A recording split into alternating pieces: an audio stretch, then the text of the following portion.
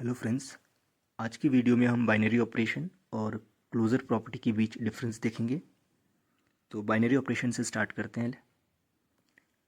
Suppose हमारे पास एक non empty set है, एस कोई सेट है जो कि एम्प्टी नहीं है, ठीक।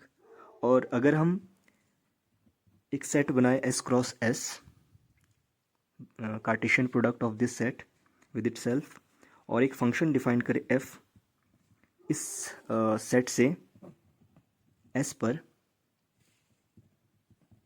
इज अ मैप,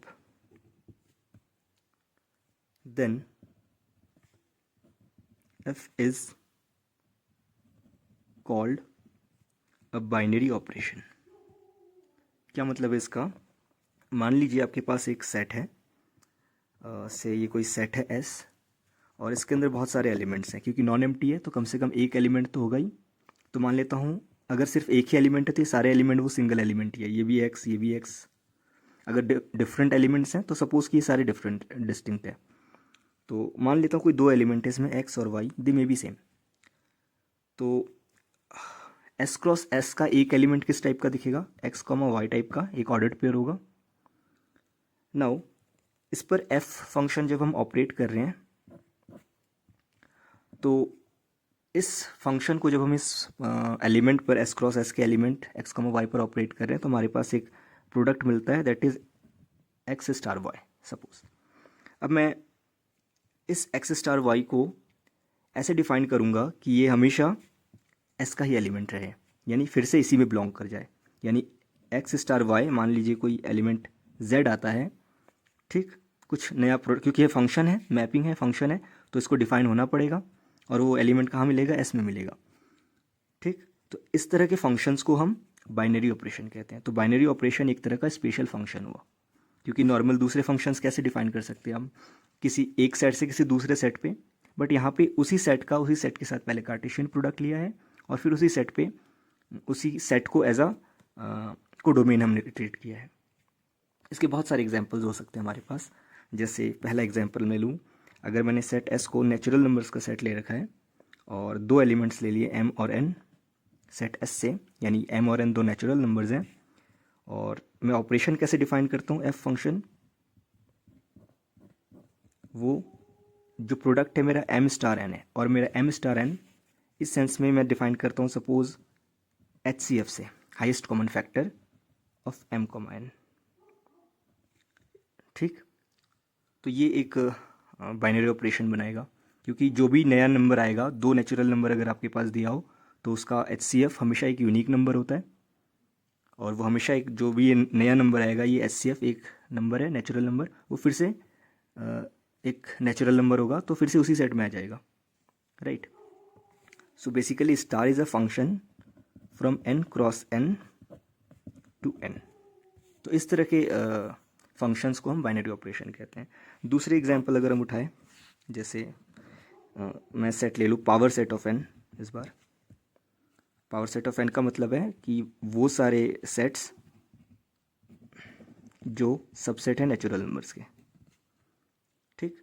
और इस पर मैं फंक्शन बाइनरी ऑपरेशन कैसे डिफाइन करूँ? सपोज इसके अंदर से दो सेट्स ले लिए एक्स और वाई, ये दोनों नेचुरल नंबर्स के सेट हैं, और डिफाइन कर रहा हूँ एक्स स्टार वाई से। सपोज मैं डिफाइन करता हूँ इसको एक्स यूनियन वाई, ठीक है। तो फिर से जो दो सेट्स, अगर आप नेचुरल नंबर्स के दो सबसेट उठाते हैं तो उनका यूनियन हमेशा फिर से एक नेचुरल नंबर का सबसेट होगा। या फिर मैं इसको चाहता तो एक दूसरे तरीके से डिफाइन कर पाता कि एक्स यूनियन या फिर इंटरसेक्शन 1 3 5 7 एंड सो ऑन, यानी जो पहला वाला सेट है उसका ऑड नेचुरल नंबर्स के साथ, सारे ऑड नेचुरल नंबर्स के साथ जो इंटरसेक्शन है वो, तो ये फिर से एक जो भी सेट बनता फाइनली वो फिर से एक नेचुरल नंबर का ही सेट होता। तो ये भी एक बाइनरी ऑपरेशन होता, मतलब एस कॉमा एफ, ये एक बाइनरी ऑपरेशन होता। इसको ऐसे लिखे या फिर एस स्टार एफ, क्योंकि एफ को मैंने स्टार से डिफाइन कर रखा है, एफ मतलब स्टार, सेम चीज़ है। इसके और थोड़े से और कॉम्प्लेक्स अगर इंटरेस्टिंग एग्जांपल्स उठाने की कोशिश करें तो तीसरा एग्जांपल मैं बनाऊंगा, जैसे M N R. M N R का मतलब हुआ कि n cross n real matrices. और इस पर मैं स्टार कैसे, सपोज ए और बी दो n क्रॉस n मैट्रिसेस हैं, तो इनका स्टार जैसे मैं डिफाइन कर सकता हूँ कि जैसे 3 टाइम्स बी, तो ये फिर से जो 3 टाइम्स बी मैट्रिक्स आएगी वो फिर से एस का ही एक एलिमेंट होगा, राइट। या फिर ये भी बनाएगा, या फिर दूसरे तरीके से ए प्लस बी कर सकता था, या फिर A into B product matrix multiplication, या फिर डिफरेंस, ठीक, या फिर component wise multiplication, that depends on us. तो ये इस तीनों के तीनों जो है बाइनरी ऑपरेशन बनाएंगे एस पर। या फिर इसके अलावा और एग्जांपल्स बना सकते हैं हम, जैसे इस बार सेट ले लें हम फंक्शंस का, सारे वो सारे जी, 0 1 उसका डोमेन और सेट ऑफ रियल नंबर्स उसका कोडोमेन। तो इस ऐसे जी फंक्शन की क्या खासियत हो, जैसे जी इज़ कॉन्टीन्यूस, तो मैंने सारे कॉन्टीन्यूस फंक्शन उठा लिए जो क्लोज इंटरवल 0 to 1 पे डिफाइंड होते हैं। और तो दो मैं उठा लेता हूँ, सपोज़ इसके अंदर से दो फंक्शंस उठा लेता हूँ, जैसे कुछ भी G1 और G2, तो उनका कंपोजिट यानी प्रोडक्ट कैसे डिफाइन करता हूँ मैं, उनका कंपोजिट डिफाइन करता हूँ मैं ज़ीरो पॉलिनोमियल से या ज़ीरो फंक्शन से, यानी कि जो भी प्रोडक्ट आएगा वो सीधे जाके एक ही एलिमेंट पे मैप करेगा, वो कौन सा, ज़ीरो फंक्शन। और वो ज़ीरो फंक्शन कॉन्टीन्यूस होता है तो इसके अंदर अवेलेबल भी होगा, ठीक। तो ये भी एक बाइनरी ऑपरेशन है। इसके अलावा जैसे सीक्वेंसेस का सेट लें तो रियल सीक्वेंस उठा लेते हैं या तो complex, whatever, X N is a sequence such that, या फिर थोड़ा सा और सुंदर बनाते हैं, mod X N is convergent, convergent लिखा है, ठीक। यानी कि वो सारे सीक्वेंसेस जो एब्सोल्युटली कन्वर्जेंट है सीक्वेंसेस होते हैं on R and X N belong to R. तो कोई भी दो सीक्वेंसेस उठा लेते हैं, से एक्स एन और एक दूसरा वाई एन, तो इन दोनों को जब हम ऑपरेट करते हैं तो वो एक तीसरा आना चाहिए, तो मैं स्टार ऐसे डिफाइन करता हूँ कि सपोज़ वो दूसरा वाला आ जाता है, दैट डिपेंड्स ऑन मी, कि आप जब दो उठाते हैं तो जो आपने सेकंड चॉइस रखी है ऑपरेशन की जस्ट नेक्स्ट वाला, वही एज अ आउटपुट प्रोड्यूस हो जाता है, ठीक। तो अब बात करते हैं क्लोजर प्रॉपर्टी की। तो एज द नेम सजेस्ट कि ये कोई किसी तरह की प्रॉपर्टी होगी, और हमें कॉमन सेंस ये कहता है कि प्रॉपर्टी सबके पास हो, ये ज़रूरी नहीं है, ठीक। तो इसमें क्या होने वाला है हमारे पास कि हम टेस्ट करते हैं, एक सेट दिया होता है नॉन एम्प्टी और एक ऑपरेशन दिया होता है हमारे पास, तो हमें ये टेस्ट करना होता है कि whether this operation defines a binary operation on this set और नॉट, ठीक। फॉर एग्जाम्पल जैसे हमारे पास नेचुरल नंबर्स का सेट है और इस पर एक बाइनरी ऑपरेशन एफ डिफाइन किया हुआ है, ठीक है। कैसे डिफाइन किया हुआ है कि एन के दो एलिमेंट्स लिए एम कॉमा एन, और इस पर एफ डिफाइंड कैसे है कि एम कॉमा एन हो जाता है, यानी कि कोई भी दो नेचुरल नंबर उठाएंगे और उनका डिफरेंस ले लेंगे, सब्ट्रैक्ट कर देंगे इस तरह से। तो ऑब्वियसली ये एन में हो ऐसा ज़रूरी नहीं है, ज़रूरी नहीं है, क्योंकि अगर आप 1 ले लेंगे और एन की वैल्यू 2 ले लेंगे तो 1 माइनस 2 इज़ -1, और -1 नेचुरल नंबर्स के सेट से में बिलोंग नहीं करता है। बट इसको बनाया जा सकता था क्लोज्ड, कैसे, अगर आप एफ की जगह पे एक दूसरा बाइनरी ऑपरेशन दूसरा फंक्शन लेते, दूसरा